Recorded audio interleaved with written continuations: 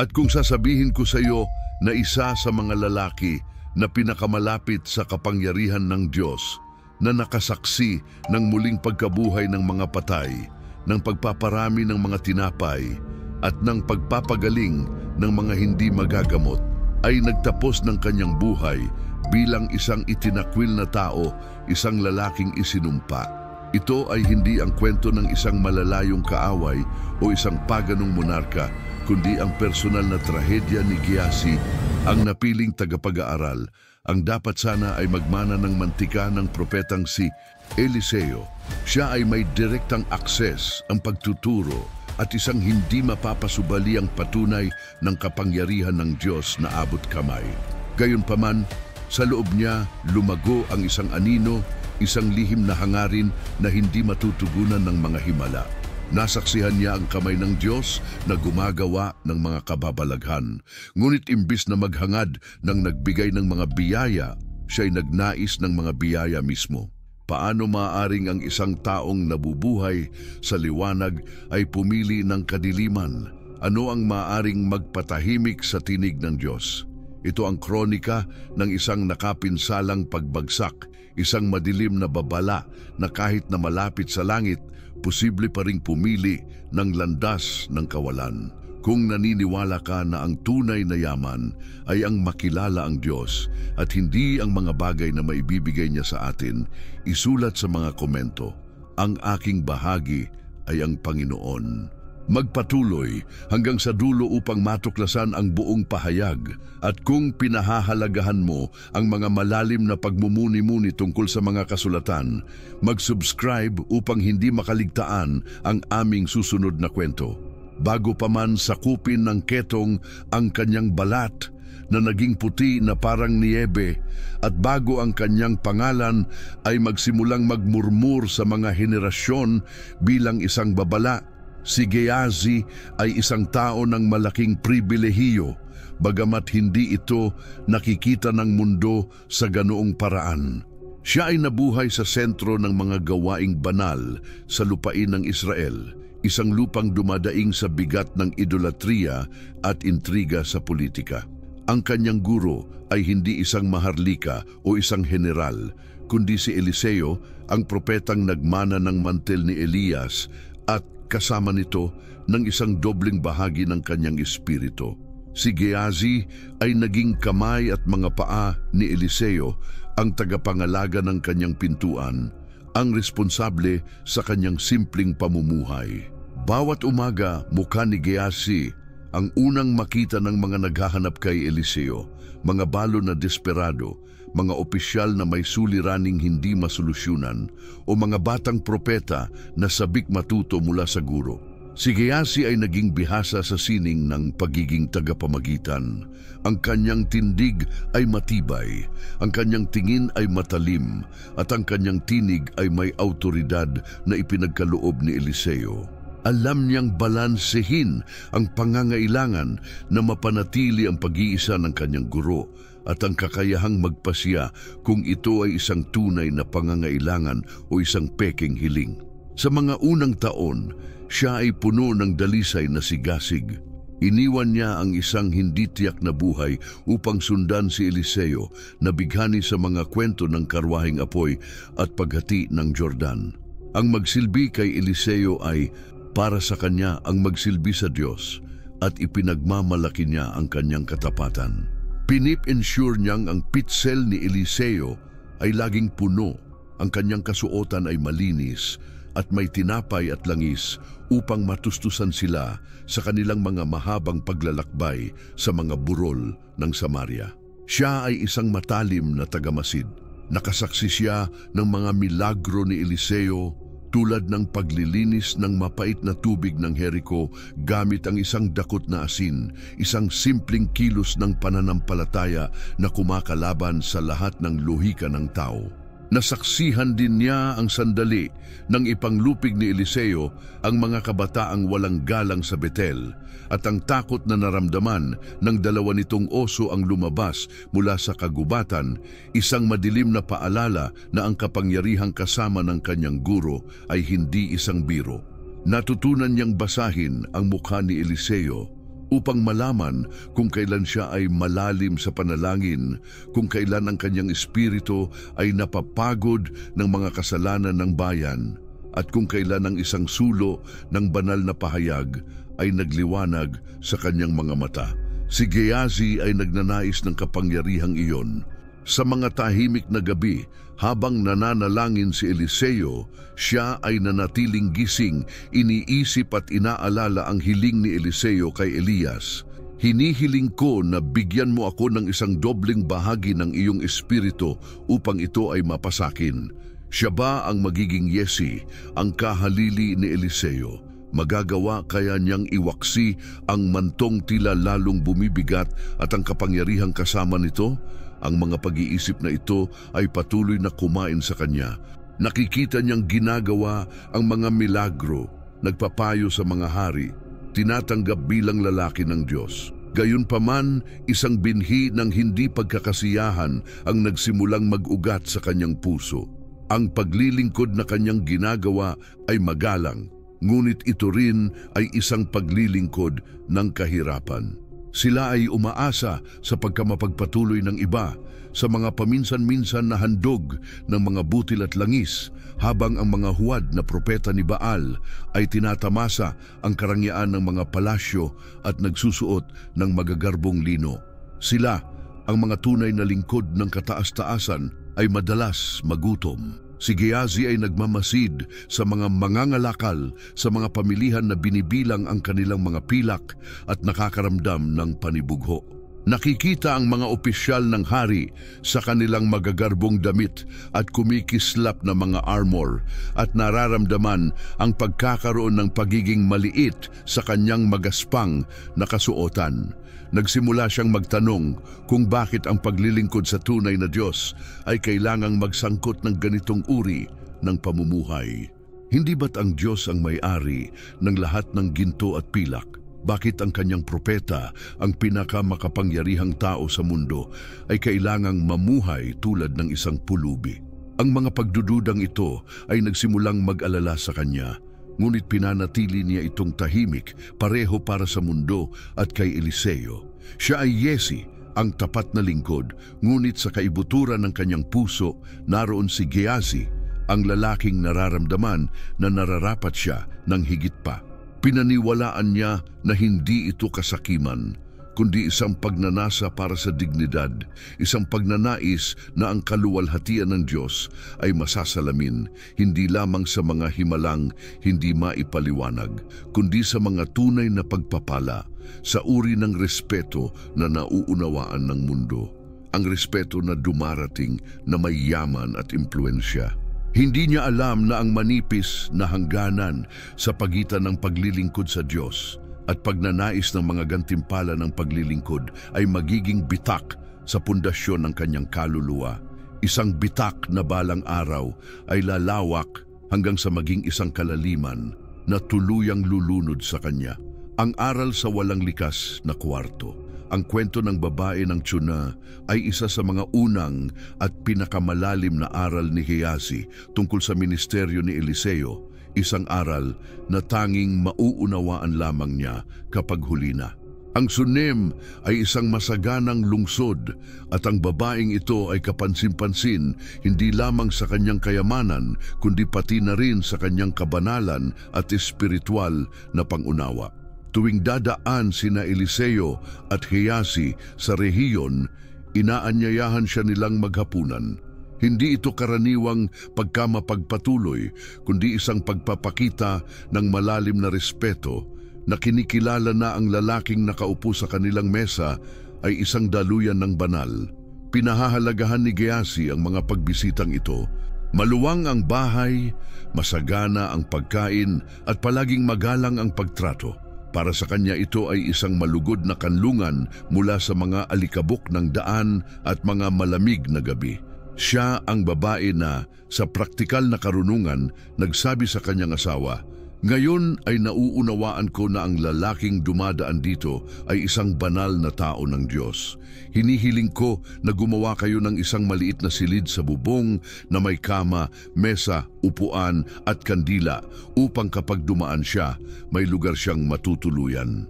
Na si Gehazi ay nagmasid sa paggawa ng silid na may pagmamalaki. Ito ay isang simpleng kwarto, ngunit ito ay naging isang santuwaryo, isang permanenteng lugar ng pahinga para sa kanyang guro. Pakiramdam niya na ang babaeng ito, kabaligtaran ng marami sa Israel, ay tunay na nauunawaan ng halaga ng isang propeta. Isang araw, habang nagpapahinga sila sa bagong silid, si Eliseo na tinamaan ng malalim na pasasalamat, tinawag si Gehazi at nagsabi, "Patawag ang Tsunamita." Si Gehazi, palaging maaasahan, ay naghanap sa kanya. Lumabas siya sa kanilang harapan, isang imahe ng dignidad at kababaang loob. Si Eliseo, sa pamamagitan ni Gehazi, ay nagtanong, "Ikaw ay nag-alaga sa amin ng lubos. Ano ang maitutulong ko sa iyo? Kailangan mo bang makipag-usap sa hari o sa kumander ng hukbo?" Si Gehazi ay nakinig sa alok ng kanyang guro nang may malaking interes. Ang ganitong uri ng kapangyarihan ang kanyang nauunawaan, ang kakayahang maka-impluwensya sa mga makapangyarihan, ang pagbukas ng mga pinto at paglutas ng mga problema sa isang simpleng salita. Pinagmamasdan ni Gehazi ang mukha ng babae, umaasang makakita ng senyales ng ambisyon, isang listahan ng mga pabor na nais hingin, ngunit ang sagot niya ay nagpaiyak sa kanya. "Ako ay namumuhay kasama ang aking mga tao," sabi niya, na may malalim na kasiyahan sa kanyang mukha. Hindi siya kailangan ng tunay na mga pabor. Ang kanyang kaligtasan ay hindi nakasalalay sa mga titulo o sa mundong kapangyarihan, kundi sa kanyang lugar sa komunidad at sa kanyang pananampalataya sa Diyos. Pagkatapos niyang umalis, tumingin si Eliseo kay Gehazi na naguguluhan at nagtanong, "Ano ang gagawin natin para sa kanya?" Dito nagkaroon ng pagkakataon si Gehazi na ipakita ang kanyang halaga. Kabaligtaran ni Eliseo na kadalasang hindi alintana ang mga alalahanin ng mundo. Napansin ni Gehazi ang isang tahimik na pagnanasa sa bahay. Wala siyang anak at matanda na ang asawa, sabi ni Gehazi ng kumpidensyal.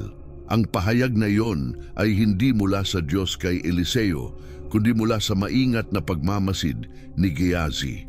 Isang alon ng pagmamalaki ang dumaloy sa kanyang puso. Napansin niya ang pangangailangan na nararamdaman ng mahusay na propeta. Tumigil.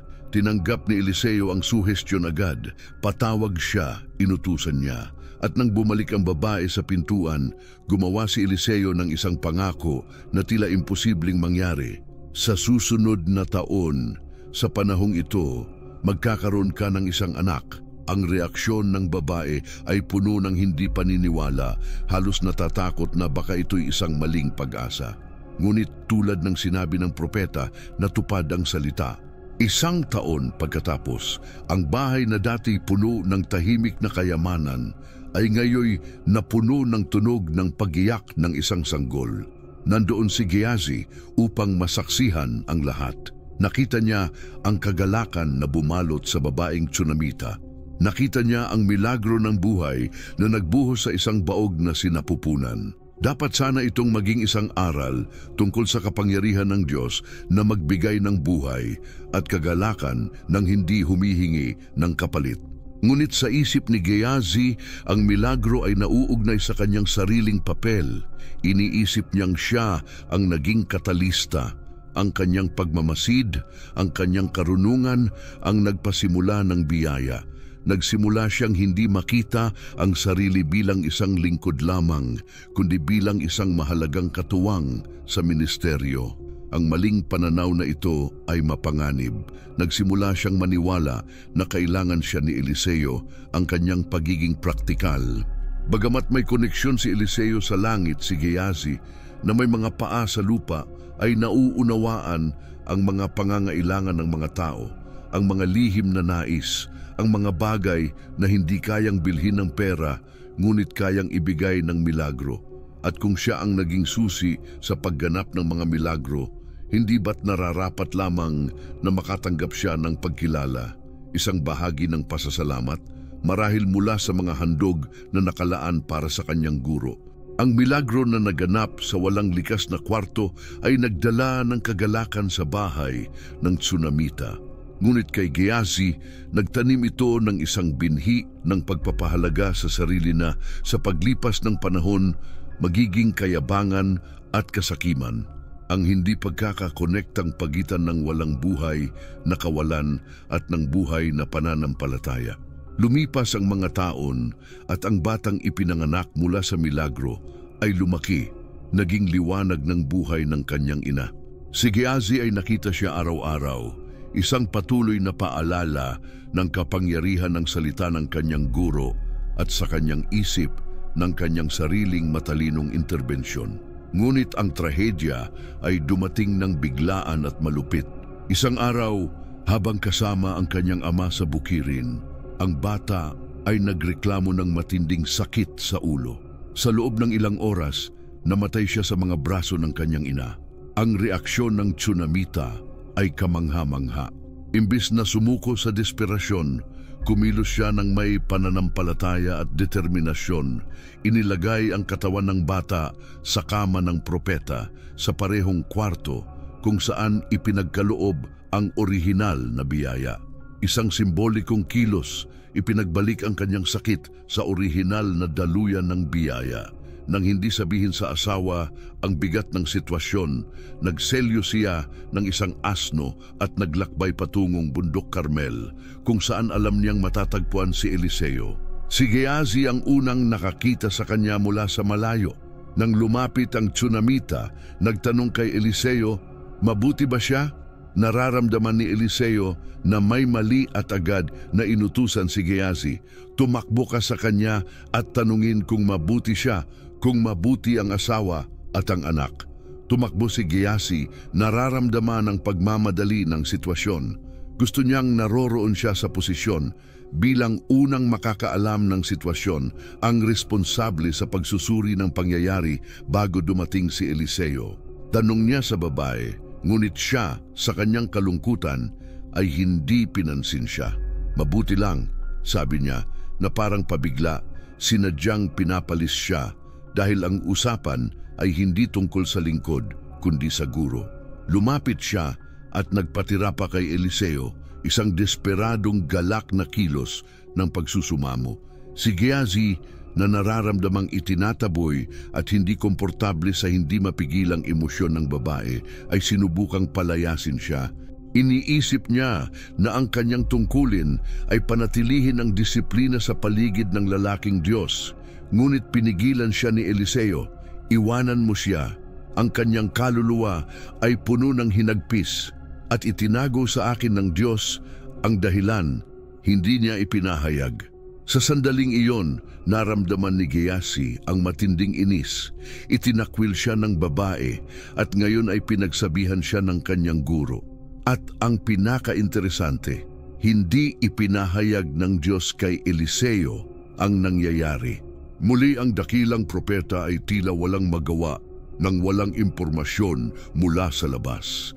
Ang babae ay siya na nagsabi ng katotohanan, "Patay ang aking anak." Ang sagot ni Eliseo ay agad-agad at para kay Gehazi, nakakagulat. Lumiko siya kay Gehazi at nagsabi, "Itaas mo ang iyong sinturon, kunin mo ang aking baston sa iyong kamay at pumunta. Kung may makikita kang tao, huwag mong batiin. Kung may bumati sa iyo, huwag mong sagutin. At ilalagay ko ang aking baston sa bata." Ito na ang pagkakataon na hinihintay ni Gehazi. Hindi siya magiging isang mensahero lamang, kundi isang emisaryo. Bit-bit niya ang baston ni Eliseo, ang parehong baston na saksi sa maraming milagro. Ang kapangyarihan ay nararamdaman ngayon sa kanyang mga kamay. Tumakbo siya patungong Shunem. Ang kanyang puso ay kumakabog hindi lamang dahil sa pagod kundi sa excitement. Pakiramdam niya ay siya na mismo ang propeta. Naiisip niya ang eksena. Darating siya, ilalagay ang baston sa bata at babalik ang buhay sa kanya. Papuri ang ibubunga sa kanya. Hindi siya bumati ng sinuman sa daan, sinunod ang utos ni Eliseo, ngunit sa loob nararamdaman niyang mahalaga siya. Pagdating sa bahay, pumasok siya sa kwarto at nakita ang bata na maputla at walang buhay sa kama. Sa isang kilos na ininsayo niya sa kanyang isip, inilagay ang baston sa mukha ng bata. Naghintay siya ng 1 segundo, 10 segundo, 1 minuto, ngunit walang nangyari, walang hininga, walang tanda ng buhay. Ang baston ay isang piraso ng kahoy lamang. Ang pananampalataya at kapangyarihan ay hindi na ipapasa tulad ng isang kagamitan. Ang pagkabigo ay mapait. Bumalik siya kay Eliseo at sa babae pareho silang naglakad ng mabagal. Ang kanyang ulat ay maigsi at nakakahiya. Hindi nagising ang bata. Hindi nagulat si Eliseo sa ekspresyon sa kanyang mukha. Napansin ni Gehazi na alam ni Eliseo na mangyayari ito. Ang misyon ay hindi upang buhayin ang bata, kundi marahil upang magturo ng aral kay Gehazi. Pumasok si Eliseo sa kwarto, isinara ang pinto sa likod niya, iniwan ang ina at ang lingkod sa labas, at doon nanalangin siya. Pagkatapos, sa 1 kilos ng malalim na pakikiisa sa kamatayan, humiga siya sa ibabaw ng bata, bibig sa bibig, mata sa mata, kamay sa kamay. Nagsimulang uminit ang katawan ng bata at tumayo si Eliseo. Naglakad siya sa bahay, pagkatapos ay humiga muli. Nagsipol ang bata ng 7 beses at unti-unti binuksan ang kanyang mga mata. Tinawag ni Eliseo si Gehazi. Patawag ang tsunamita, sabi niya nang may parehong kalmado na parang nagsimula ang lahat. Sumunod si Gehazi, mabigat ang puso, at nakita ang babae na pumasok at tinanggap ang kanyang buhay na anak. Nakita niya ang pasasalamat at pagsamba sa mukha ng babae, ngunit siya ay itinakwil mula sa milagro. Ang baston na nasa kanyang mga kamay ay walang silbi, samantalang ang pananampalataya ng kanyang guro na may direktang ugnayan sa Diyos ay nagbigay buhay. Dapat sanay ang aral ay tungkol sa pagpapakumbaba. Dapat sanay itinuro nito kay Gehazi na ang kapangyarihan ay hindi nakasalalay sa mga bagay, titulo o sa kalapitan sa tao ng Diyos, kundi sa isang personal at masunuring relasyon sa Diyos. Ngunit sa halip ng pagpapakumbaba, nakaramdam si Gehazi ng pagkahiya. Nasaktan ang kanyang pagmamalaki at imbis na hangaan ang pananampalataya ng kanyang guro, nagsimula siyang maghinanakit sa kapangyarihan na hindi niya maaring pag-aari o kontrolin. Ang agwat sa kanyang kaluluwa ay lalong lumaki. Ang anino ng kapangyarihang Syrian, ang pangalan ni Naama, general ng hukbo ng hari ng Syria, ay kilala at kinatatakutan sa buong Israel. Isa siyang makapangyarihang mandirigma, isang matalinong estratega, isang lalaking pinangunahan ang kanyang bansa sa tagumpay ng maraming beses. Ang kanyang pangalan ay binibigkas ng may halo ng paggalang at takot. Ang Syria ang nangingibabaw na superpower at ang Israel ay madalas na nagdurusa sa ilalim ng kanilang militar. Si Gehazi bilang lingkod ni Eliseo ay alam ang tensyon sa politika. Narinig niya ang mga chismis sa mga pamilihan, ang mga alingaw-ngaw ng mga biyaherong nagsasalita tungkol sa mga atake ng mga Syriano na nanloob sa mga hanggahang bayan, kinakalakal ang mga yaman at mga bihag. Gayunpaman, ang dakilang lalaking ito, ang haligi ng kapangyarihan ng Syria, ay may isang lihim at nakakatakot na kahinaan. Siya ay may ketong. Ang ketong, noong mga araw na iyon, ay higit pa sa isang sakit. Ito ay isang parusang mabagal na kamatayan at kumpletong pag-aalis mula sa lipunan. Bagamat ang kanyang mataas na katungkulan ay nagbibigay sa kanya ng kalayaan na wala sa isang karaniwang tao, ang sakit ay isang madilim na ulap sa kanyang buhay, isang paalala ng kanyang mortalidad at kahinaan sa kabila ng kanyang makintab na baluti. Ang paraan kung paano nalaman ni Naama si Eliseo ay isang himala ng banal na probidensya, bagamat nagsimula ito sa isang akto ng karahasan. Sa isa sa mga pag-atake nila, ang mga Syriano ay nahuli ang isang batang Israelita na naging alipin ng asawa ni Naama. Ang batang ito na pinilit mula sa kanyang tahanan at pamilya ay hindi pinabayaan ng kanyang hinagpis ang kanyang pananampalataya. Nang makita ang pagdurusa ng kanyang Panginoon, sinabi niya sa kanyang ginang, "Kung ang aking Panginoon ay manalangin sa propeta na naroroon sa Samaria, siya ay pagagalingin sa kanyang ketong." Ang simpleng pahayag ng pananampalataya ng isang hindi kilalang alipin ay nagpasimula ng isang serye ng mga pangyayari na yayanig sa dalawang bansa. Ang balita ay umabot sa hari ng Syria na labis na pinahahalagahan ang kanyang general at agad na kumilos, nagsulat ng liham sa hari ng Israel, si Horam. Si Naama ay ipinadala sa isang mahalagang misyon ng diplomasya. Nang dumating ang karabana ni Naama sa Samaria, ito ay isang tanawin ng kapangyarihan at yaman na hindi pa nakita. Si Gehazi na nasa lungsod bilang lingkod ni Eliseo ay isa sa mga maraming huminto upang tumingin na mangha. Si Naama ay hindi lamang isang general, siya ay isang makapangyarihang tao. Dumating siya kasama ang kanyang mga kabayo at ang kanyang personal na karwahe ng digmaan, isang sasakyan ng kahoy at pinakintab na bakal na sa sarili nitong ay isang simbolo ng status. Ngunit ang kanyang korteho ang talagang nagpaiyak kay Gehazi. 10 talento ng pilak, isang kayamanang halos hindi maisip, sapat upang bumili ng isang malawak na ari-arian na may 6,000 piraso ng ginto, isang halaga na humihigit sa yaman ng maraming mga pinuno at 10 bagong kasuotan, hindi mga karaniwang tunika, kundi mga kompletong damit, hinabi mula sa pinakamagandang mga sinulid at tinina ng mga pinakamahal na kulay, karapat-dapat sa mga hari. Pinagmamasdan ni Gehazi at sa kanyang isipan ang binhi ng hindi pagkakasiyahan na matagal nang itinanim ay nagsimulang diligan. Nakita niya ang pilak at ginto at hindi maiwasang ikumpara ito sa kanyang halos walang laman na bag ng balat. Nakita niya ang marangyang mga kasuotan at naisip ang basang balabal ng kanyang guro.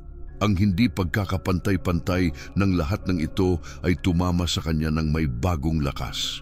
Paano nangyari na ang paganong ito, ang kaaway ng Israel, ay may ganitong yaman, habang ang lingkod ng tunay na Diyos ay namumuhay sa kahirapan?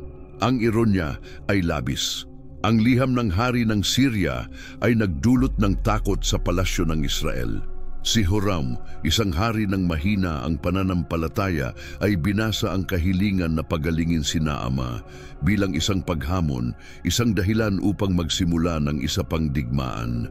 "Ako ba, Diyos, na nagmamay-ari ng buhay at kamatayan, para ang lalaking ito ay magpadala upang pagalingin ang isang tao mula sa kanyang ketong?" Umiyak siya, pinunit ang kanyang mga damit sa isang dramatikong kilos ng desperasyon. Ang balita ng takot ng hari ay umabot kay Eliseo at ang kanyang reaksyon ay kalmado at puno ng banal na autoridad. Nagpadala siya ng mensahe sa hari na sabay na pagpaparusa at solusyon. "Bakit mo pinunit ang iyong mga damit? Pumunta ka sa akin ngayon at malalaman mo na may isang propeta sa Israel."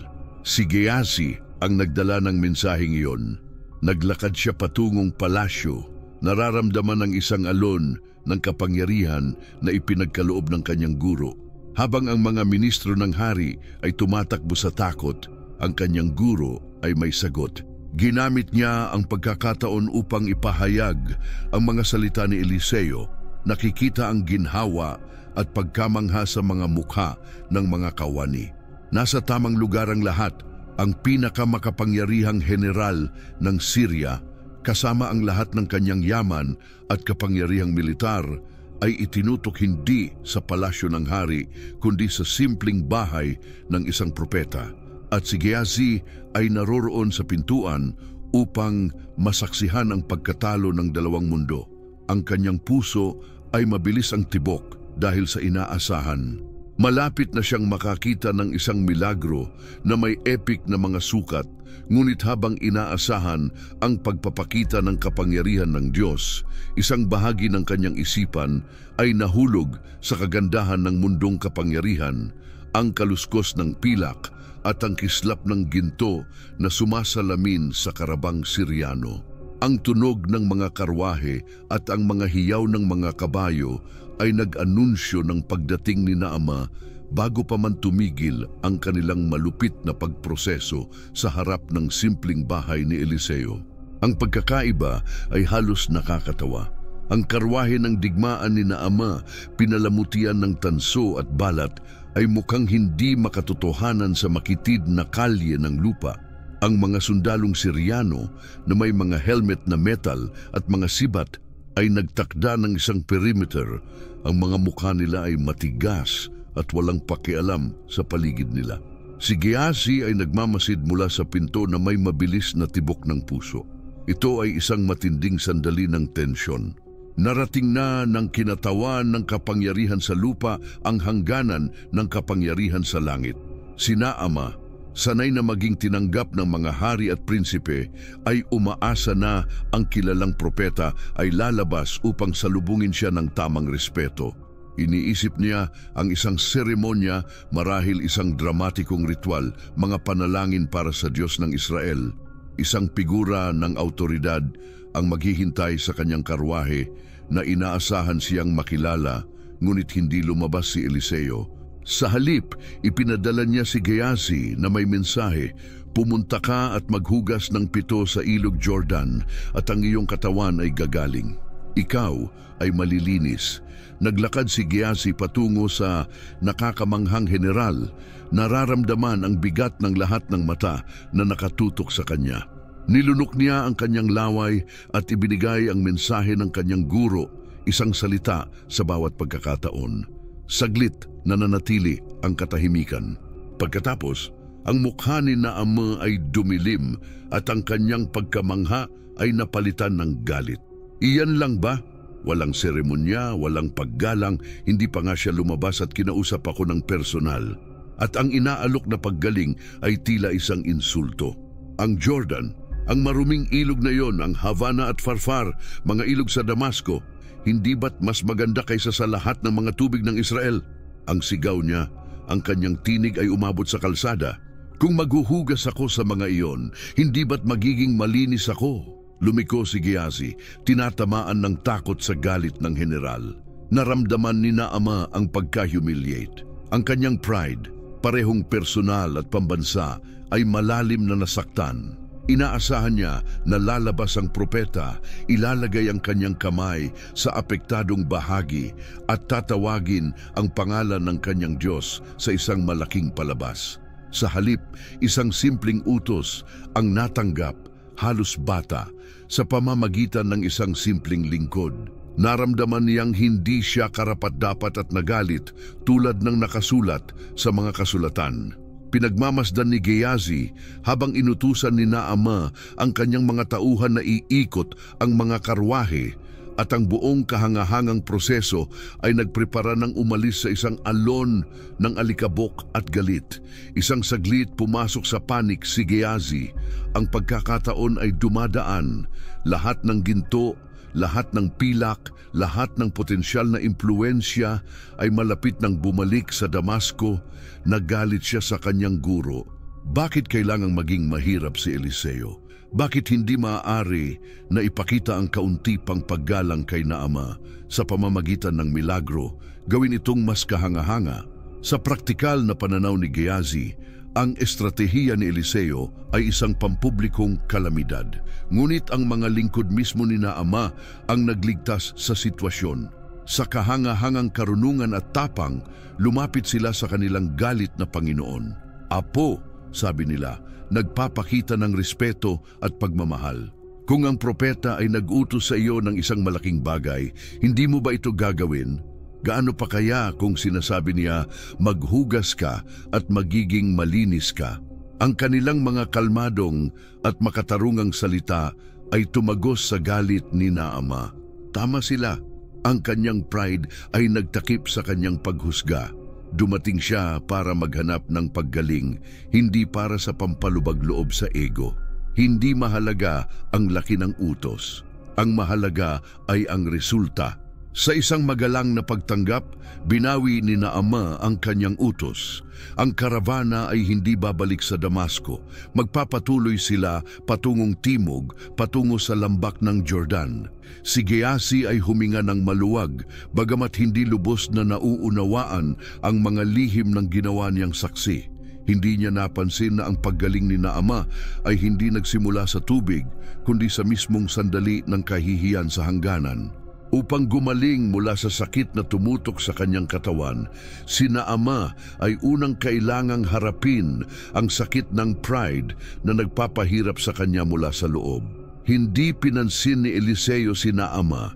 Binigyan siya ng tamang unang dosis ng gamot na kinakailangan niya. Ngunit si Gehazi ay hindi nakita ang espiritual na aral. Nakita lamang niya ito bilang isang hindi kailangang panganib. Muntik nang mawalan ng isang malaking pagkakataon. At habang minamasdan niyang umalis ang karavana patungong Jordan, ang kanyang isipan ay hindi nakatuon sa pagpapakumbaba at pagsunod, kundi sa 10 talento ng pilak at 6,000 piraso ng ginto na muntik nang makuha, ang mga alahas ng inalok na alay. Ang balita ng milagro ay mabilis na kumalat. Ang mga naglalakbay at mga pastol na malapit sa Jordan ay nasaksihan ang isang hindi kapanipaniwalang tanawin. Nakita nilang bumaba ang malaking general ng Syria kasama ang kanyang korteho sa mga pampang ng ilog. Nakita nilang nag-atubili siya, inalis ang kanyang magagarang kasuotan at armor, ipinapakita ang balat niyang tinatamaan ng ketong. Nakita nilang lumubog siya sa maduming tubig, hindi isa kundi 7 beses, isang numero ng kasiyahan at ganap na banal na katuparan. At nakita nilang nagulat ang lahat nang siya'y lumabas sa ika-7 pagkakataon. Ang kanyang balat ay hindi lamang gumaling, kundi naibalik tulad ng balat ng isang bata. Ang pagbabagong iyon ay buo at hindi maikakaila. Nang bumalik ang karavana ni Naama at huminto sa harap ng bahay ni Eliseo, ang atmosfera ay ganap na naiiba. Wala nang kayabangan, walang galit, sa halip naroroon ang paghanga. Sa pagkakataong ito, hindi na nakaupo si Naama sa kanyang karwahe. Bumaba siya at kasama ang buong kanyang kasama ay lumapit sa propetang si Eliseo. Nakita ang pagbabago sa puso ng lalaking ito, tinanggap siya ni Eliseo. Si Gehazi ay nakatayo sa gilid ng guro. Ang mata ay nakatutok sa mukha ng Naama na nagbago. Ang balat ng general ay perpekto, ngunit ang pagbabagong panloob ay mas nakakagulat. Nagbigay si Naama ng pahayag na tiyak na nagpasabog sa mga sundalong Siryano. Narito, alam ko ngayon na walang Diyos sa buong mundo kundi ang Diyos ng Israel. Hindi lamang ito isang pagkilala sa kapangyarihan, kundi isang pag-amin ng pananampalataya, isang deklarasyon ng katapatan sa Diyos na nagpagaling sa Kanya. Ito ang tunay na milagro. Ang paggaling sa katawan ay isang paraan para sa layunin, ang kaligtasan ng kaluluwa ng isang tao. Kaya't dahil sa matinding pasasalamat, ginawa ni Naama ang tanging hakbang na itinuturing niyang makatarungan. Ipinagpasya niya ang mga lingkod niya na nagdala ng mga kahon at mga panabing tela. Ang yaman na nagpasindak kay Gehazi ay ngayon inilalagay sa mga paa ni Eliseo.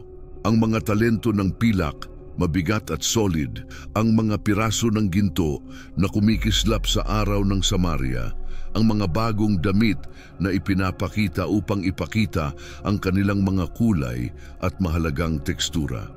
Mangyaring tanggapin ang isang regalo mula sa iyong lingkod, sabi ni Naama, na may tinig na puno ng tapat na pagpapakumbaba.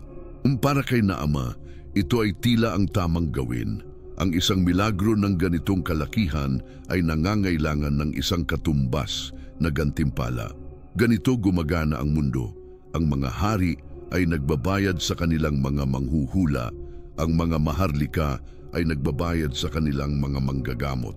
Ito ay isang transaksyong may karangalan at pinigilan ni Naama ang kanyang hininga. Ito na ang sandali, ang rurok ng lahat, ang pagpapatibay. Ipinakita ng Diyos ang kanyang kapangyarihan at ngayon ang mundo sa pamamagitan ng general na ito ay ipinapakita ang kanilang pasasalamat sa tanging paraan na alam nila. Ang pagtanggap ng mga regalong ito ay hindi magpapababa sa milagro. Sa halip ay magpapatibay pa nito sa mata ng mundo. Ito ay magiging patunay na ang paglilingkod sa Diyos ay hindi lamang nagdadala ng espiritual na kapangyarihan, kundi pati na rin ng mundong pagyaman. Maaari nilang gamitin ang yaman na ito para sa ministeryo upang tulungan ang mga mahihirap, upang magtayo ng paaralan para sa mga anak ng mga propeta. Ang mga paliwanag ay mabilis na sumibol sa isipan ni Gehazi, ngunit ang sagot ni Eliseo ay winasak ang lahat ng kanyang mga inaasahan. Tahimik at matatag, itinaas ng propeta ang kanyang kamay. Bilang buhay ang Diyos na aking kinakatawan, hindi ko tatanggapin. Ang pagtanggi ay ganap. Nagpilit si Naama, tinangkang kumbinsihin siya, ngunit nanatili si Eliseo ng matatag. Tinanggihan niya. Para kay Gehazi, ito ay hindi maipaliwanag, halos isang insulto, hindi lamang kay Naama, kundi pati na rin sa providensya ng Diyos. Hindi ba't inilagay ng Diyos ang yaman na ito sa kanilang mga kamay? Ang pagtanggi nito ay para bang sinasabi sa Diyos na hindi tinatanggap ang kanyang probisyon. Lumubog ang puso ni Gehazi at isang malamig at matinding galit ang nagsimulang mag-umpisa sa kanya. Hindi niya nauunawaan ang mas malalim na teolohiya sa likod ng ginawa ni Eliseo. Alam ni Eliseo na ang kaligtasan ay isang libreng regalo. Hindi ito mabibili o makakamtan. Kung tinanggap ang bayad, ang milagro ay magiging isang transaksyon at ang Diyos ng Israel ay magmumukhang isang mersenaryo, hindi naiiba sa mga paganong Diyos, na ang mga pabor ay maaaring mabili.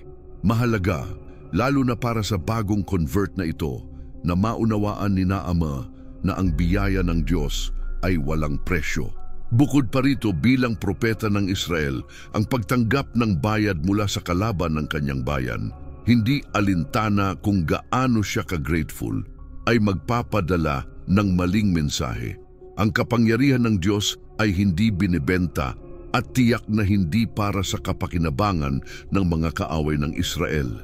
Si Naama, bagaman unang naguguluhan, ay tila nauunawaan at tinanggap ang desisyon ni Eliseo sa isang mas malalim na antas. Hiniling niyang dalhin siya pabalik gamit ang 2 asno na karga ang lupa ng Israel upang makapagtayo ng altar at sumamba sa Diyos sa Damasco. Ang kanyang konversyon ay tunay. Pumayag siya sa kapayapaan, isang tao na binago mula sa loob at labas. Ngunit habang ang karavana ni Naama ay umaalis, iniwan ng mababang bahay at tinanggihan ang yaman, hindi naramdaman ni Gehazi ang kapayapaan. Naramdaman niyang isang matinding galit, ang kabaliwan ng kanyang guro, ang nawalang pagkakataon. At sa galit na iyon, isang kakilakilabot at matapang na ideya ang nagsimulang magbuo sa kanyang isipan. Kung hindi tatanggapin ni Eliseo ang kung ano ang ipinagkaloob sa kanila ng Diyos, siya ang gagawa nito. Hindi ito pagnanakaw. Sinabi niya sa sarili, ito ay simpleng pagbawi ng isang biyaya na hindi na dapat natanggapin. Ang binhi ng kasakiman ay nakatanim na. Ang desisyon ay naging matibay sa isipan ni Gehazi. Sa sandaling ang huling ulap ng alikabok na iniiwan ng karavana ni Naama ay nagsimulang magsettle. Hindi ito isang mahaba at masakit na deliberasyon, kundi isang pagsuko sa kagustuhang matagal ng itinatago. Ang dahilan ay kumpleto ng nahubog sa kanyang isipan. Si Eliseo ay masyadong banal, masyadong disconnected mula sa mga realidad ng buhay. Kailangan ng isang tao na maging praktikal, kailangan ng isang tao na mag-ingat sa kanilang sariling interes. At ang taong iyon ay nagdesisyon na siya. Ang aking Panginoon ay nagsabi sa akin, narito, dumating sa akin mula sa bundok ng Ephraim, 2 kabataang anak ng mga propeta. Nais ko sana na bigyan mo sila ng isang talento ng pilak at 2 bagong damit. Ang kahilingan ay matalim sa tila nitong kababaang loob.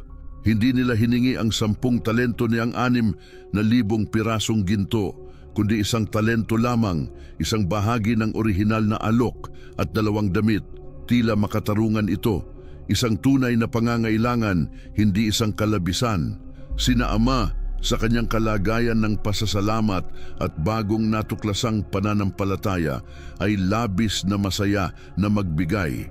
Sa katunayan, ang kanyang kabutihang loob ay lumampas pa sa kahilingan. Hinihiling ko na dalhin mo ang 2 talento, pilit niyang sinabi. Kaya't inihatid niya ang 2 talento ng pilak, isang malaking halaga sa 2 supot, kasama ang 2 magagarang damit, at hiniling na dalhin ng kanyang mga sariling alipin ang mga ito kay Gehazi. Si Gehazi ay nagtagumpay ng higit pa sa kanyang inaasahan. Hindi lamang niya nakuha ang kanyang nais, kundi ang doble. Naglakad siyang pabalik sa lungsod, hindi na tumatakbo, kundi may bagong yabang. Sa harap niya, 2 alipin mula sa Syria ang nagdadala ng kanyang mga ari-arian. Pakiramdam niya ay makapangyarihan, matalino at may kontrol. Nalampasan na niya ang hindi praktikal na kabanalan ng kanyang guro at ngayon ay natiyak na ang kanyang kinabukasan. Nang malapit na sila sa burol kung saan matatagpuan ang bahay, pinagtapat ni Gehazi ang mga alipin mula sa Syria. Hindi niya kayang magpakita sa kanila. Kinuha niya ang mabibigat na supot at mga piraso ng tela ng mag-isa. Ang bigat ng pilak ay isang kasiya siyang pakiramdam sa kanyang mga kamay. Ang haplos ng magagarang tela ay isang luho na matagal niyang ninanais. Ang susunod na hakbang ay ang pagtatago. Kailangan niyang makahanap ng isang ligtas na lugar, isang lihim na lugar kung saan maaari niyang itago ang kanyang yaman. Ang salitang Hebreo na ginamit ay Ophel, na maaaring mga hulugang isang pook na may pader na pang-akit o simpleng isang lihim at madilim na lugar. Natagpuan ni Gehazi ang ganitong lugar, marahil isang yungib sa gilid ng burol o isang lihim na bodega sa bahay, at dito niya inilagay ang kanyang yaman na nakamtan ng hindi wasto. Habang tinatambak niya ang pilak at maingat na tinitiklop ang mga damit, naramdaman niya ang isang alon ng tagumpay. Nakamit niya na walang makakaalam. Hindi niya magagamit ang yaman na paunti-unti upang mapabuti ang kanyang buhay, ang buhay ng kanyang pamilya. Tumulong siya, nilinis ang alikabok sa kanyang mga kamay at binago ang kanyang mukha sa isang maskara ng inosenteng pagtalima at nagpunta sa kanyang guro. Hindi alam na papasok siya hindi lamang sa isang propeta, kundi sa isang taong binigyan ng Diyos ng nakakatakot na kakayahang makita ang mga dilim sa puso ng mga tao, ang mata na nakakakita ng mga lihim. Pumasok si Gehazi sa harapan ni Eliseo na may pag-iingat, tulad ng isang aktor na umaakyat sa entablado para sa kanyang huling eksena. Siguradong tinukoy ang kanyang paghinga na walang bakas ng alikabok mula sa takbuhan sa kanyang kasuotan, at ang kanyang ekspresyon ay normal na kalmado at magalang. Tumayo siya sa kanyang karaniwang posisyon, naghihintay ng tagubilin, handang gampanan ng kanyang papel bilang isang tapat na lingkod. Ang hangin sa maliit na silid ay kalmado ngunit puno ng kapansin-pansing tensyon. Si Eliseo ay nakaupo, hindi tumitingin ng diretso sa kanya, ngunit may malalim na tingin, parang nakikinig sa isang malalayong eko. Naghintay si Gehazi. Ang katahimikan ay tumagal. Ang bawat segundo ay tila humihigpit hanggang sa isang punto ng pagkabasag. Naramdaman ni Gehazi ang isang patak ng malamig na pawis na dumaan sa kanyang likod. Maari kayang may alam siya? Imposible. Walang mga saksi. Inalagaan niya iyon. Sa wakas ay itinaas ni Eliseo ang kanyang mga mata at nagtagpo ang kanilang mga mata. Walang galit sa mga iyon, hindi bababa sa una. Mayroong isang malalim, hindi masusukat na kalungkutan. Ito ang mata ng isang ama na tinaksil ng kanyang anak sa lahat ng kanyang itinuro. Saang lugar ka nang galing, Gehazi? Tanong ni Eliseo. Ang tanong ay simple, halos kaswal, ngunit naramdaman ni Gehazi ang bigat ng pagsusulit sa mga iyon. Ang kasinungalingang inihanda niya ay dumulas mula sa kanyang labi ng may bihasang bilis. Wala pong napuntahan ang inyong lingkod, sagot niya. Isa itong kabuuang pagtanggi, isang pader ng kasinungalingan na itinayo upang protektahan ang kanyang krimen. Inaasahan niyang tatapusin na ang usapan na si Eliseo ay tatahimik at magpapatuloy. Ngunit ang tingin ni Eliseo ay naging mas matindi, na parang isang kasangkapan na pumapasok sa mga pader ng depensa ni Gehazi, tumagos sa mga kasinungalingan at tinanaw ang nakatagong yaman at ang pusong gahaman na kumamtan nito. Pagkatapos, ang mga salita ni Eliseo ay bumagsak, hindi malakas, ngunit may nakakagimbal na kalinawan na pumuno sa bawat sulok ng silid at kaluluwa ni Gehazi. Hindi ba't naroroon ang aking puso? Sabi ng propeta. Ang tao ay bumalik mula sa kanyang karwahe upang hanapin ka. Tumigil ang mundo ni Gehazi. Naroroon ang aking puso. Hindi ito isang paratang na batay sa hinala o isang ulat mula sa iba. Isa itong pahayag ng espiritual na presensya. Nakita ni Eliseo ang lahat. Nakita niyang tumakbo siya sa makalat na daraanan. Narinig ang kasinungalingan na maingat na ikinwento tungkol sa dalawang batang propeta. Nakita ang pagtutok ni Naama, ang paghahandog ng 2 talento sa halip na isa. Nakita si Gehazi na naglalakad pabalik, tinutulungan ng mga alipin, puno ng lihim na pagpapalakas ng loob. Nakita siyang itago ang mga ari-arian sa dilim. Si Gehazi ay natigilan. Ang dugo ay nagyelo sa kanyang mga ugat, walang posibleng depensa. Paano ipaglalaban ang sarili laban sa isang saksi na nakakita ng lahat gamit ang mata ng espiritu? Ang bawat detalye ng kanyang plano, ang bawat matalim na rasyonalisa, ngayon ay tila bata at malinaw sa ilalim ng liwanag ng matinding bisyon. Nagpatuloy ang tanong ni Eliseo. Bawat salita ay parang isang hampas ng martilyo sa kamalayan ni Gehazi. Panahon na bang kumuha ng pilak, mga damit, olibo, mga ubasan, tupa, baka, mga alipin at mga aliping babae? Ang tanong ay rhetorical, ngunit malawak. Hindi lamang nakita ni Eliseo ang pilak at mga damit, kundi nakita niya ang pagnanasa na nag-udyok dito. Nakita ang buhay na pinapangarap ni Gehazi, ang buhay ng isang mayamang may-ari ng lupa, may mga bukirin at kawan at sariling mga alipin. Nakita ang ambisyon na nakatago sa likod ng kanyang kasakiman. At ang tanong ng panahon, ito ang pinakamatindi sa lahat. Sa isang panahon kung saan ang Israel ay nalulubog sa idolatra, at kung saan ang Diyos ay sinusubukang ipakita ang kanyang kapangyarihan at biyaya sa isang paganong bansa sa pamamagitan ng isang libreng miracle. Ito ba ang tamang pagkakataon para ang lingkod ng propeta ay mag-alala sa kanyang sariling yaman? Ito ba ang tamang oras upang sirain ang patotoo, gawing kalakalan ang kapangyarihan ng Diyos, kumilos na parang ang mga papapala mula sa langit ay maaaring gawing pera sa magna? Ang katahimikan ni Gehazi ay ang kanyang pag-amin, wala nang dapat. Ang katotohanan ng kanyang puso ay hindi lamang ang aksyon, kundi pati na rin ang motibasyon, ang lihim na hangarin, ang nakatagong sikreto ng kanyang kaluluwa. Napagtanto ni Gehazi na hindi siya kailanman nag-iisa sa kanyang kasalanan. Palagi siyang nasa ilalim ng mata ng Diyos na nakakakita ng mga lihim. No, ang kanyang lingkod na si Eliseo ay may bahagi sa pagkakaroon ng makalangit na pananaw na ito. Nagsimula siyang makaramdam ng takot. Isang takot na sumiko sa lahat ng kagalakan na sana-sanay na idulot ng kanyang nakatagong yaman.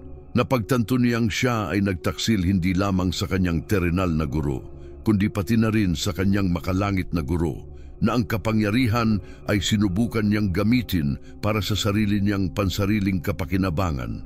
Siya ay hubad nakatambad, alam niyang ang paghatol ay malapit na, ang sentensya ng kolokando lepra.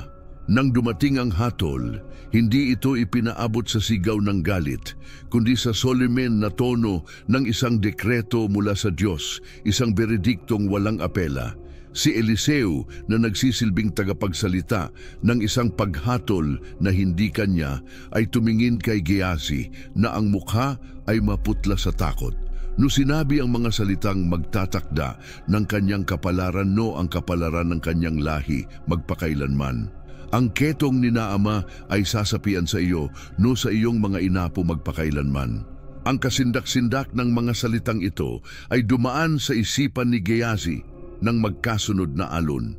Una, ang salitang ketong, ang pinakakinatatakutang sakit, ang buhay na salot, ang parehong kalagayan na kanyang nasaksihan na gumaling sa isang milagro. Ang kabalintunaan ay malupit tumpak, parang nilikha ito ng isang kosmikong isipan. Siya na nagnanais ng kayamanan ng ketongin ay ngayon magmamana ng sakit nito. Pangalawa, ang pangungusap. Ang ketong ni Naama, hindi bastante ketong, kundi ang parehong paghihirap, ang parehong kalungkutan na sumakit kay Naama. Si Naama ay gumaling hindi lamang mula sa ketong, kundi pati na rin sa kanyang kayabangan sa pamamagitan ng pagpapakumbaba at pagsunod. Si Gehazi, dahil sa kanyang kayabangan e pagsuway, ay magsusuot ng sakit na naipagaling ni Naama sa ilog Jordan, isang nakakatakot na paglilipat.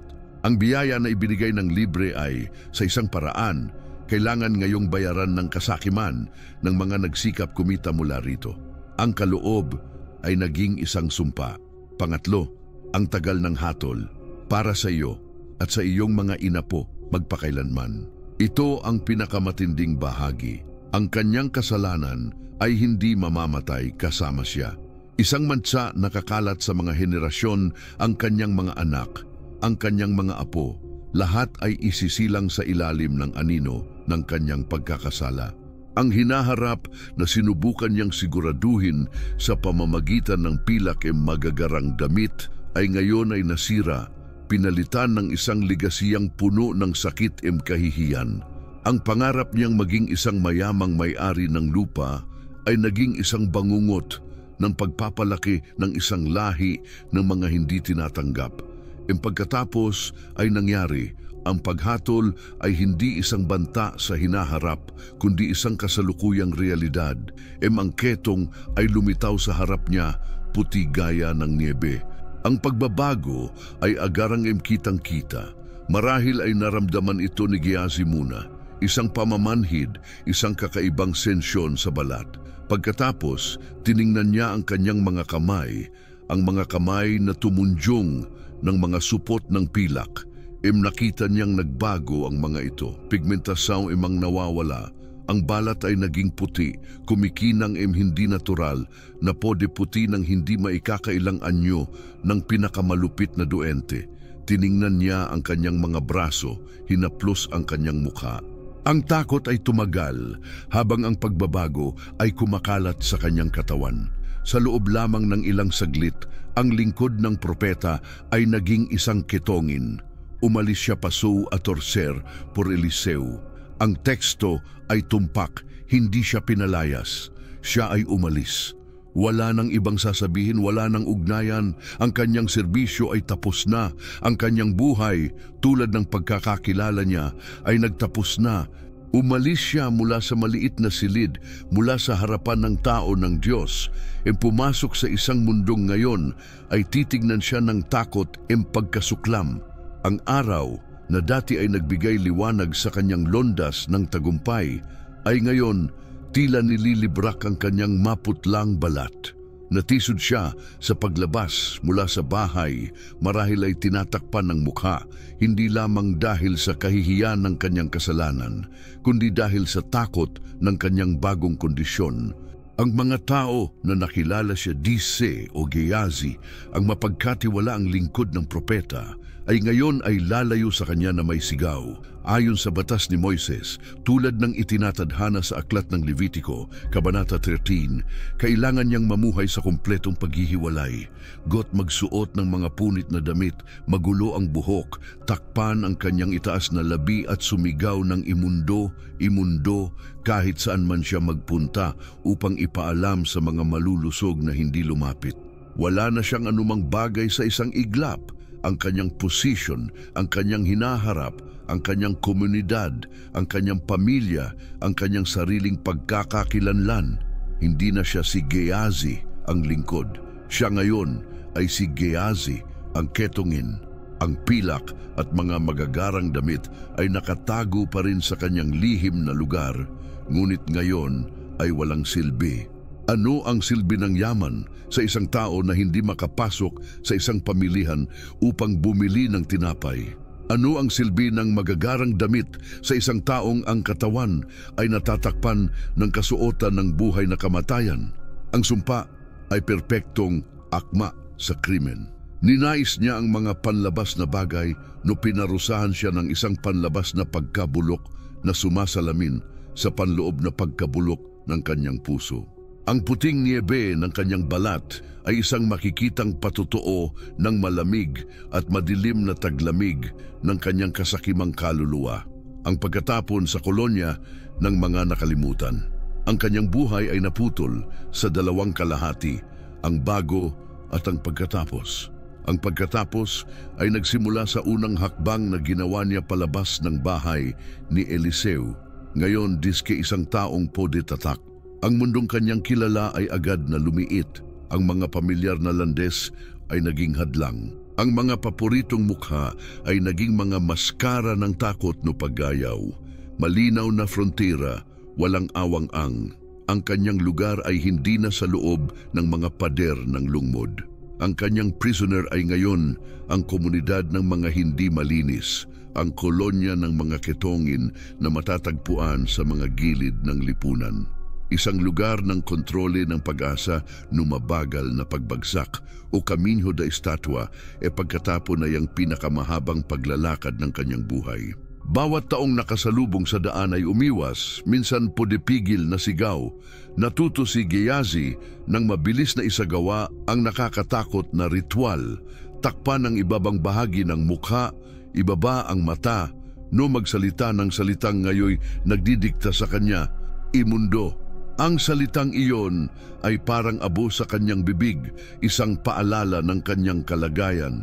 Estou falando da colonia, estou com raiva, sinto muito, sinto muito, sinto muito, sinto muito, sinto muito, sinto muito, sinto muito. Nakita niya mga pinsala ng pain sa iba't ibang mga yugto nito, mga daliri at part ng katawan na nawawala, mga mukha na disformed, mga mata na malabo start sa pagdurusa. Ang amoy ng karamdaman, kahirapan ay misakutang sa hangin. Ito ang kanyang bagong bayan, ang kanyang bagong pamilya. Sa kanila, ang kanyang kwento ay mabilis na kumalat tulad ng apoy. Siya ay hindi isang karaniwang ketongin, kundi ang dating lingkod ng dakilang propeta Eliseo. Ang kanyang presensya sa kolonya ay isang iskandalo, isang babala, isang pinag-uusapan, no marahil isang nakakapanghinayang aliw para sa iba. Siya ay naging isang buhay na address ng paghatol ng Diyos. Ang mga araw ni Gehazi ay naging isang monotoniya ng pamumuhay.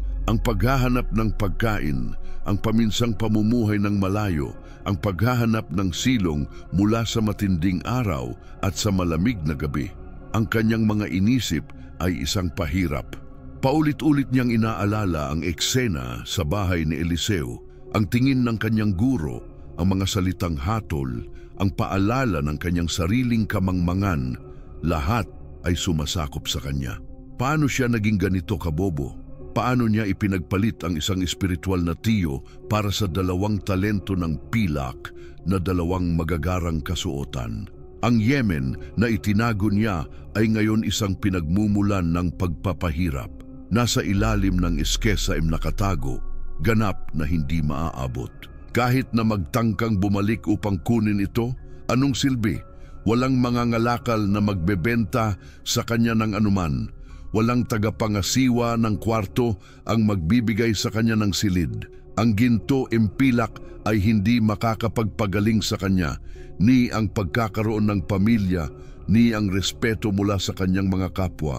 Siya ang pinakamayaman at sabay ang pinakamahihirap sa kolonya ng mga ketongin. Madalas na niyang naiisip si Naama.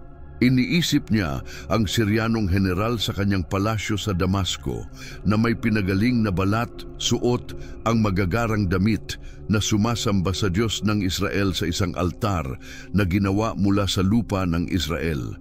Si Naama Ang paganong kaaway ay nakatagpo ng biyaya sa pamamagitan ng pagpapakumbaba. Siya, ang Israelita, ang lingkod ng propeta, ay nakatagpo ng kasawian sa pamamagitan ng kayabangan. Parang ang universo ay nahulog na baligtad.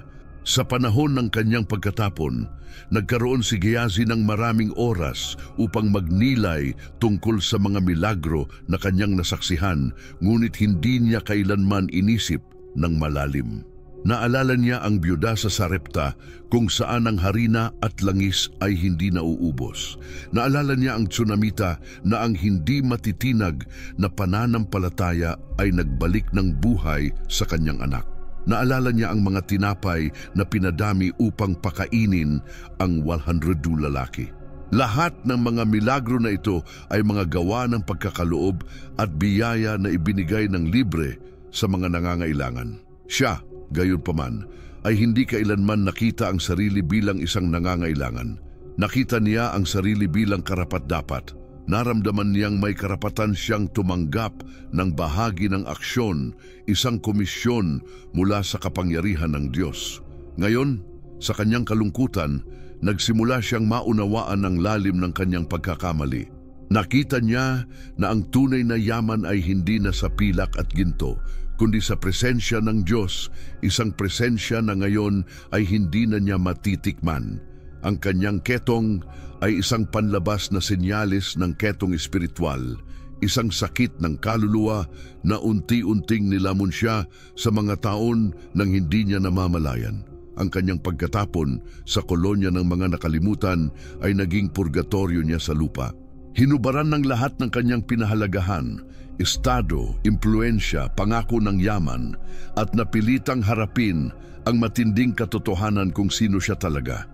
Hindi na siya ang anino ng propeta, kundi ang walang laman na balat ng isang tao na nasa pintuan ng langit at pinili ang impyerno na kanyang nilikha. Ang mga eko ng mga milagro sa nakaraan ay patuloy na umaalingaw-ngaw sa kanyang isipan.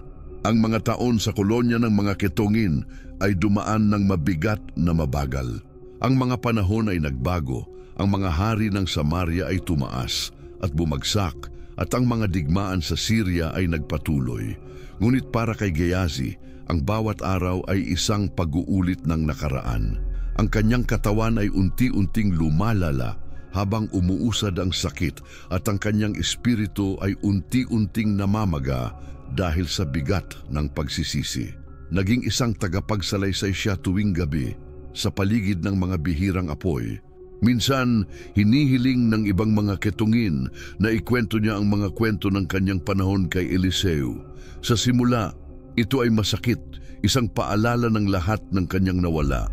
Ngunit sa paglipas ng panahon, ang pagkwento ay naging isang kakaibang paraan ng penitensya at koneksyon sa kanyang nakaraan. Ikinwento niya kung paano ang kanyang guro ay nagpatagilid ng ulo ng isang pako ng bakal mula sa ilalim ng ilog Jordan. Isang milagro na may tiyak na detalye at malasakit para sa isang batang propetang naguguluhan. Ikinwento niya ang ekspresyon ng pagkabigla sa mukha ng kabataan nang ang bakal ay sumama sa ibabaw na parang isang piraso ng kahoy. Habang ikinukwento niya ang kwento, halos naramdaman niya muli ang takot ng araw na yon, isang takot na noon ay may halong pakiramdam ng pagiging mataas. Ngunit ngayon ay naaalala na may masakit na pagnanasa sa pagkawala ng kanyang inosensya. Ikinwento rin niya ang kwento ng Siryanong hukbo na ipinadala upang dakpin si Eliseo sa Dotan. Naalala niya ang kanyang sariling takot sa umagang iyon nang magising siya at makita ang lungsod na napapalibutan ng mga kabayo at karo. Naalala niya ang kanyang sigaw ng takot kay Eliseo, Panginoon, ano ang gagawin natin?" At naalala niya ang sobrang kalmadong reaksyon ng kanyang guro habang nanalangin. "Inaayahan kita, O Diyos, na buksan ang kanyang mga mata upang makita niya." Ikinuwento ni Gehazi nang may nanginginig na boses kung paano ang kanyang sariling mga mata ay binuksan upang makita ang espiritual na katotohanan na pumapalibot sa kanila. Ang bundok ay puno ng mga kabayo at karo ng apoy. Ang makalangit na hukbo ng Diyos ay nagkampo sa paligid ng propeta. Sa mga sandaling iyon, nakita niya ang tunay na pinagmulan ng kapangyarihan, isang lakas na higit pa sa anumang mundong hukbo. At gayon paman, ipinagpalit niya ang pananampalataya sa hindi nakikitang kapangyarihan sa pagtitiwala sa dalawang supot ng nakikitang pilak.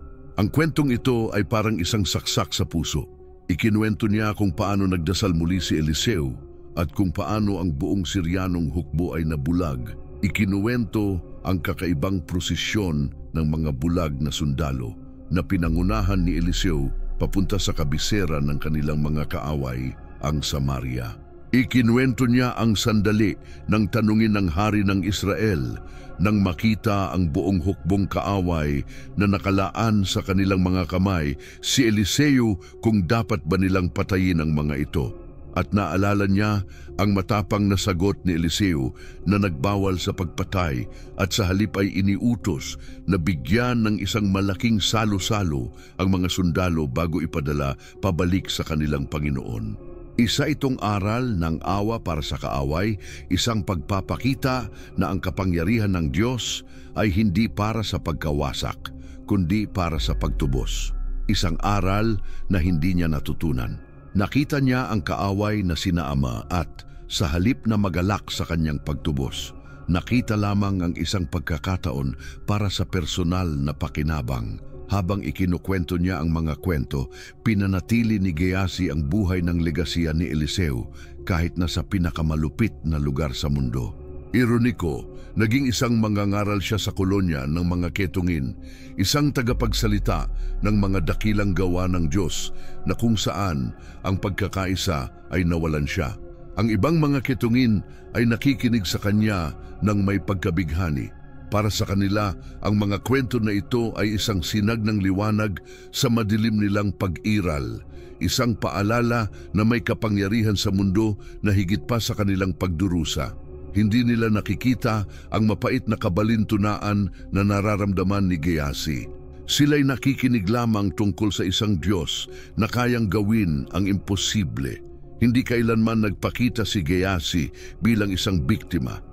Kapag ikinukwento niya ang kanyang mga kwento, laging may isang lihim na agos ng pagkakasala. Hindi niya isinisi kay Eliseo ang sumpa. Alam niyang nararapat ito. Ang kanyang ketong ay isang patuloy na patutuo ng katotohanan at katarungan ng mga salita ng kanyang guro. Sa isang paraan, ang kanyang sakit ay naging huling pagsubok at pinakamalapit na personal na patunay ng kapangyarihang propetiko ni Eliseo. Sinabi ni Eliseo na mangyayari ito at nangyari nga. Walang paraan upang makatakas mula sa katotohanan iyon. Ang alingaw-ngaw ng mga nakaraang milagro ay umuukit sa kaluluwa ni Gehazi, hindi bilang aliw, kundi bilang paghuhusga. Ang bawat kwento ng biyaya ng Diyos ay paalala kung paano niya tinanggihan ang biyayang iyon. Gayunpaman, sa akto ng pagkukwento, sa akto ng pagbibigay ng kaluwalhatian sa mga gawa ng Diyos sa pamamagitan ni Eliseo, may isang hindi nakikitang pagbabago na nagsimulang maganap sa kanya. Ang pagmamataas na nagdala sa kanya sa ruina ay dahan-dahang winasak ng bigat ng kanyang kapighatian at ang paulit-ulit na pagkukwento ng mga kabutihan ng iba. Siya ay unti-unting nauubos, bagamat hindi alam kung may natira pang anuman upang punan ng kanyang kalungkutan. Isang hindi inaasahang tawag. Ang buhay sa korte ng Hari Horam ng Israel, ito ay isang siklo ng mga intriga, mga alalahanin sa militar at isang malabo at mapagkamalang interes sa mga espiritual na bagay. Ang hari, bagamat hindi isang debotong tagasunod ng Diyos, ay hindi kayang baliwalain ang katotohanan na si Propetang Eliseo ay may kapangyarihan at impluensya na kasing lakas ng sa kanya. Narinig niya ang maraming kwento tungkol sa mga milagro ng propeta, kadalasan mula sa pangalawa o pangatlong kamay. Isang araw, dahil sa pagkamausisa o marahil sa hangarin na mas maintindihan ang taong iyon na isang kalamangan at isang pasanin sa kanya, Nagpasya ang hari na nais niyang marinig ang mga kwento mula sa pinakamalapit na pinagmulan. Si Eliseo mismo ay napakadirekta at nakakatakot para sa isang kaswal na pag-uusap. Ngunit ang kanyang dating lingkod, naalala ng hari si Gehazi, ang kanyang pagbagsak sa kahihiyan, ang kanyang mga paghihirap dahil sa ketong. Ang ideya ay sumulpot, isang paraan upang tawagin ang ketongin. Isang nakakatuwang palabas, isang aliw para sa korte. Ipinag-utos ang utos. Ang mga gwardya ng hari tiyak na may matinding pag-aalinlangan at may mga tila na nakatakip sa kanilang mga mukha. Ay ipinadala sa kolonya ng mga ketongin upang hanapin si Gehazi at dalhin siya sa palasyo. Ang pagdating ng mga gwardya sa kolonya ay nagdulot ng matinding gulo. Walang sino man sa mundo ang malinis, lalo na ang mga mula sa korte ng hari na dumating sa lugar na iyon. Nang tawagin nila ang pangalan ni Gehazi, siya at ang mga tao sa kanyang paligid ay naguluhan. Naramdaman ni Gehazi ang isang alon ng takot. Papatawan siya ng parurusahan dahil sa isang bagong krimen. Habang ang kanyang puso ay tumitibok ng mabilis, sumunod siya sa mga guwardya. Iniingatan ang distansya, naglalakad sa mga kalsada ng Samaria sa kauna-unahang pagkakataon sa mga taon. Ang mga tao ay umatras, tumingin na may halo ng takot at pagkamausisa sa leproso na isinusuong ng mga guwardya. Pagdating sa palasyo, hindi siya dinala sa pangunahing sala ng trono, kundi marahil sa isang patio o isang silid kusina kung saan makakapag-usap ang hari nang hindi kailangang mag-alala tungkol sa seremonyal na kontaminasyon. Si Joram, hari ng Israel, ay tumingin sa tao sa kanyang harapan. Nakita ang maputlang balat, ang kasuotan ng isang apestosa, ang nakayukong katawan ng isang taong labis na nagdusa. Gayunpaman, ang taong iyon ay dating katiwala ng pinakamakapangyarihan sa kaharian. Pakisabi sa akin ang lahat ng mga dakilang kababalaghan na ginawa ni Eliseo, wika ng hari. Ang pakiusap ay direkta, hindi isang paghatol o paratang, kundi isang simpleng kahilingan na marinig ang mga kwento. Si Gehazi na nakatayo sa harap ng hari, isang ketongin sa mga pasilyo ng kapangyarihan, ay nakaramdam ng isang kakaibang kapayapaan. Ano pa ang mawawala sa kanya? Nawala na ang lahat, ngunit mayroon pa siyang mga alaala, mga kwento, kaya't nagsimula siyang magsalita. Ang kanyang boses, marahil magaspang mula sa hindi pag-uusap ng maayos, ay lumakas habang siya ay bumabalik sa nakaraan. Ikinuwento niya sa hari ang tungkol sa paglilinis ng tubig ng Jericho, tungkol sa pagpaparami ng langis ng biyuda, tungkol sa palakol na lumulutang. Ang hari at ang kanyang mga tagasunod ay nakikinig, nabighani sa mga kwento na narinig nila bilang mga alingawngaw. Ngayon, binuhay sila ng mga detalyeng tanging isang saksi ang makapagsasabi. Hindi ipinagmalaki ni Gehazi ang kanyang sariling papel sa mga kaganapang ito. Sa katunayan, malamang ay pinapaliit pa niya ito. Ang bayani ng bawat kwento ay si Eliseo, at ang kapangyarihan sa likod ni Eliseo ay ang Diyos ng Israel. Sa unang pagkakataon sa maraming taon, si Gehazi ay hindi naghahangad ng anuman para sa kanyang sarili. Walang perang makukuha, walang ranggo na maaabot. Mayroon lamang simpleng gawain ng pagsaksi sa katotohanan na nakita niya. Nasa gitna siya ng kanyang kwento, marahil sa pinakamahalagang bahagi ng isa sa mga kwento niya, nang dumating ang kwento ng babae ng tsunami. Inilalarawan niya kung paano ibinalik ni Eliseo ang kanyang anak na patay sa buhay. At nangyari na habang ikinukwento niya sa hari kung paano ibinalik ni Eliseo ang isang patay na tao sa buhay, huminto si Gehazi sa kalagitnaan ng pangungusap. Dahil sa eksaktong sandaling iyon, naganap ang isa sa mga pinakakamangha-manghang mga pagkakatulad sa kasaysayan ng Biblia. Ang mismong babae ng tsunami, ang pangunahing tauhan ng kanyang kwento, ay pumasok sa silid upang magsagawa ng isang petisyon sa hari. Siya at ang kanyang pamilya ay umalis sa Israel noong 7 taon ng taggutom ayon sa payo ni Eliseo at ngayon ay bumalik upang malaman na ang kanilang bahay at mga lupa ay kinumpiska. Ang mga gwardiya ay tumingin sa kanya na naguguluhan. Para bang ang kanyang kwento ay nabuhay sa kanilang mga mata. Tumalikod siya sa hari, ang mga mata ay malaki sa damdamin. Hari, aking Panginoon, sigaw niya, ang boses ay sumasalamin sa isang hindi mapapantayang sinseridad. Ito ang babae at ito ang kanyang anak na ibinalik ni Eliseo sa buhay. Ang eksena ay hindi kapani-paniwala. Ang nagkukwento, ang hari at ang mga pangunahing tauhan ng kwento, lahat ay nagtipon sa isang lugar sa pamamagitan ng isang pagkakasunod-sunod na tanging ang Diyos lamang ang makakagawa. Ang leproso na itinakwil ay naging pangunahing saksi, ang nagpatibay ng kwento ng babae. Ang kanyang patutuo na ipinanganak mula sa alaala ay nakatagpo ng buhay na patunay sa kasalukuyan. Ang hindi inaasahang tawag ay naging isang sandali ng katarungan, hindi para kay Gehazi bilang tao, kundi para kay Gehazi bilang saksi, ang patotoo ng itinakwil. Si Haring Horam ay tumingin, iniiwasan ang tingin ng kitungin si Gehazi patungo sa babae ng tsunami at ang kanyang anak, na ngayon ay isang binata. Ang pagkakatulad ay sobrang perpekto na hindi pwedeng balewalain. Ang kapangyarihan ng kwento na ikinuwento ni Gehazi ay pinalakas ng libu-libong beses ng presensya ng mga tauhan sa kwento. Tumungo ang hari sa babae. Totoo ba ito? Tanong niya. At siyempre, kinumpirma ng babae ang kwento.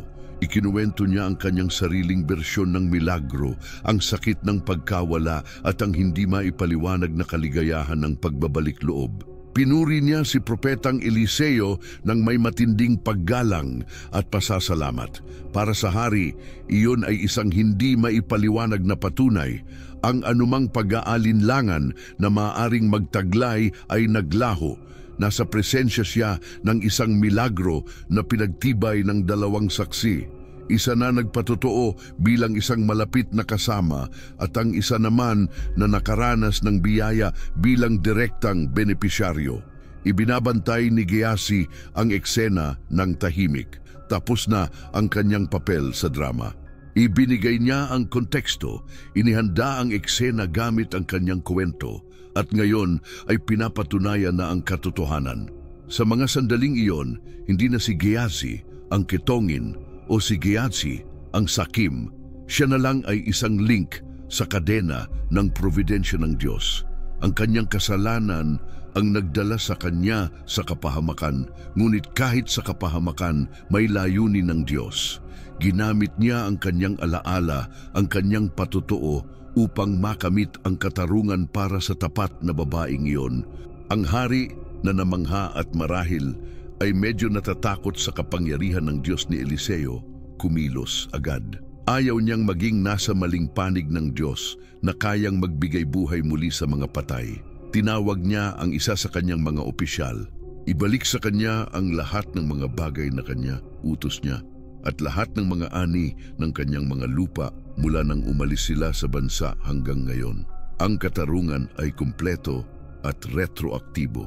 Nakuha ng babae hindi lamang ang kanyang ari-arian, kundi pati na rin ang lahat ng kita na nawalan siya sa loob ng 7 taon ng kanyang pagkawala.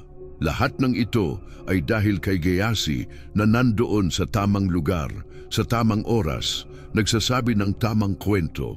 Matapos umalis ang babae at ang kanyang anak na puno ng pasasalamat, marahil ay tiningnan siya ng hari ng may bagong pananaw.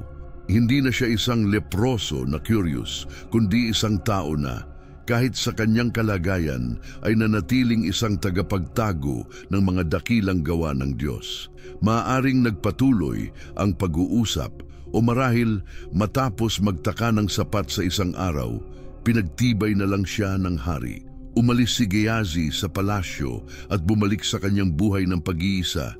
Wala namang nagbago sa kanyang panlabas na kalagayan. Siya pa rin ay kitongin, siya pa rin ay isang pariya. Ang sumpa ni Eliseo ay hindi bawiin. Ngunit may isang bagay na maaaring nagbago sa kanya. Sa isang maikling at magiting na sandali, nagkaroon ng layunin ang kanyang buhay.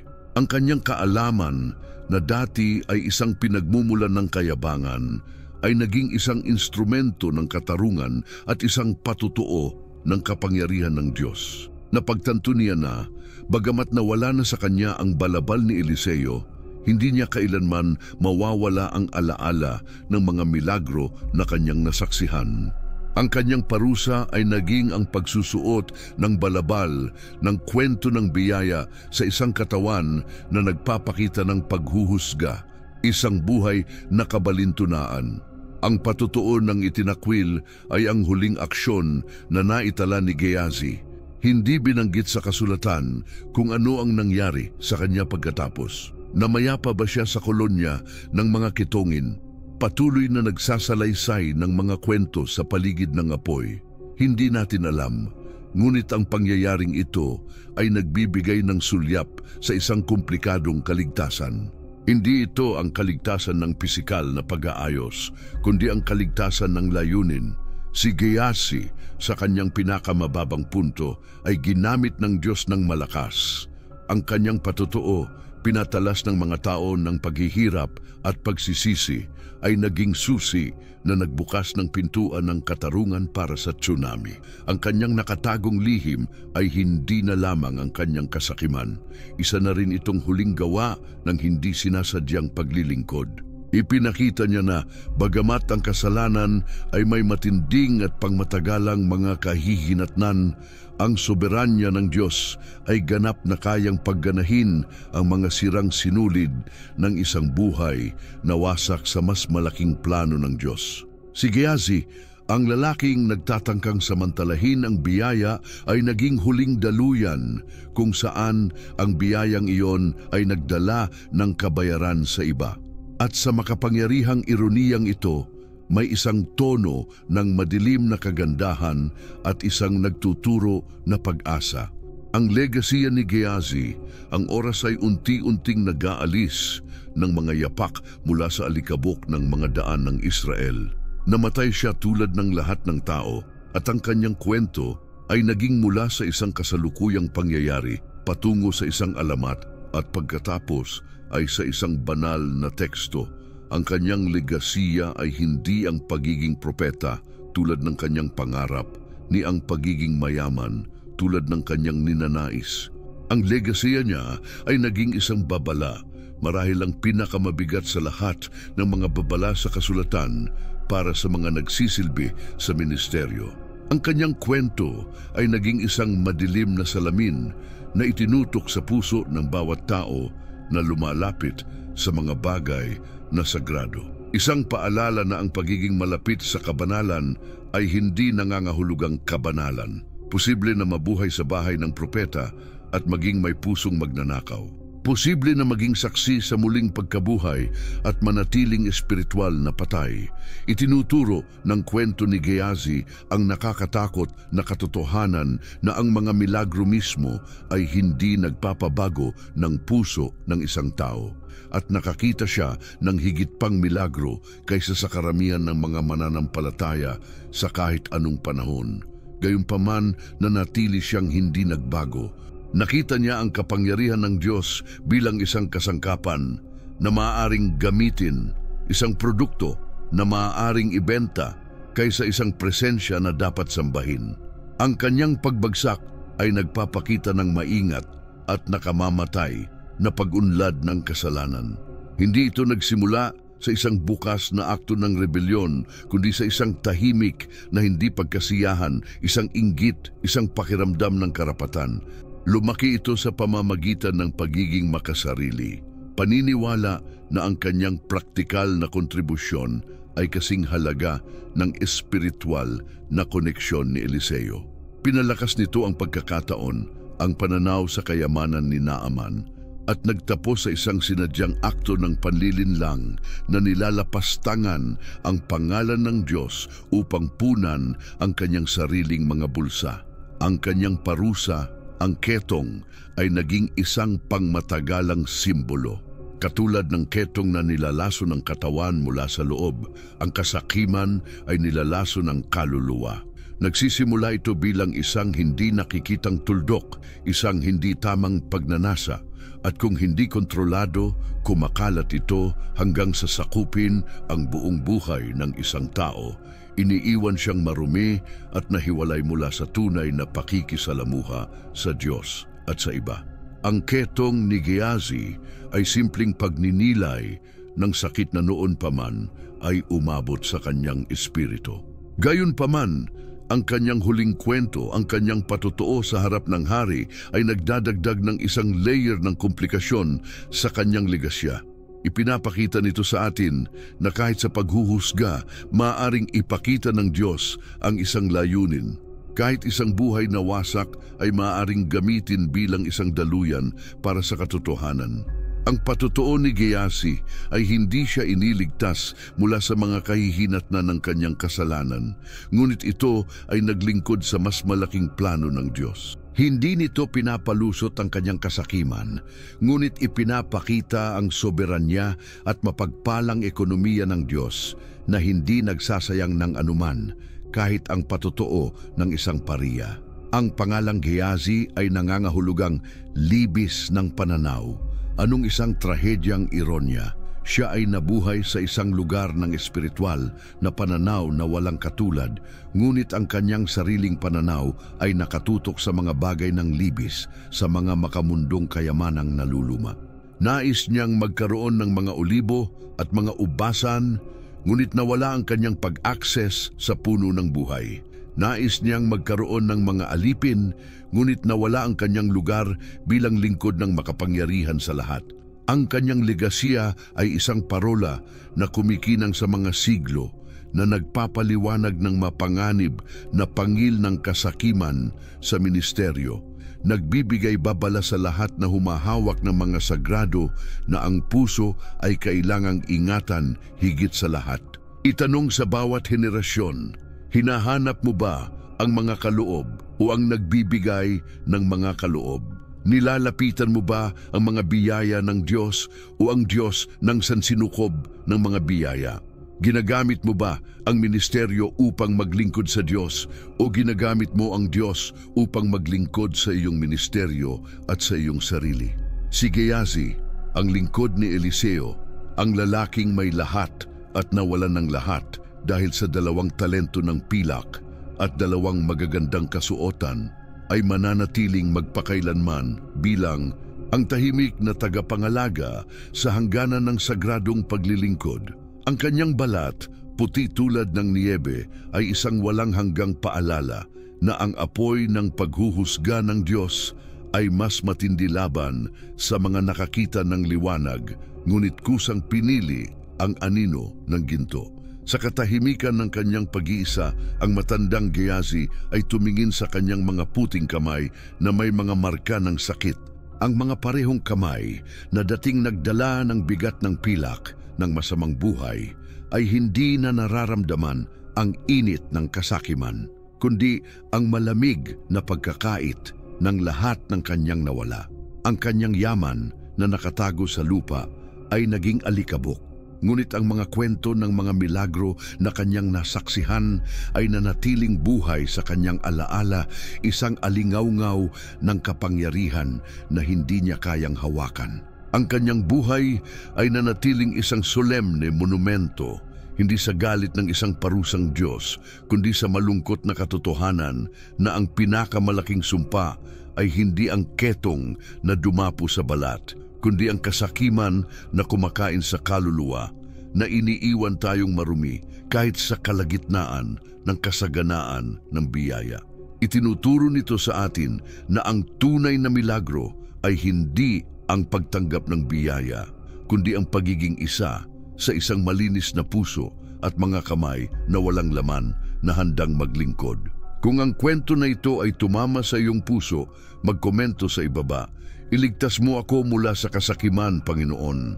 Pagkatapos ay malalaman naming may higit pa sa isang pananampalataya na nakasulat ng tahimik. Mag-subscribe upang magpatuloy na tuklasin ang mga nakatagong katotohanan sa salita at ibahagi ang video na ito sa isang tao na nangangailangan ng paalala na ang Diyos ay nagsasalita pa rin sa mga nakikinig.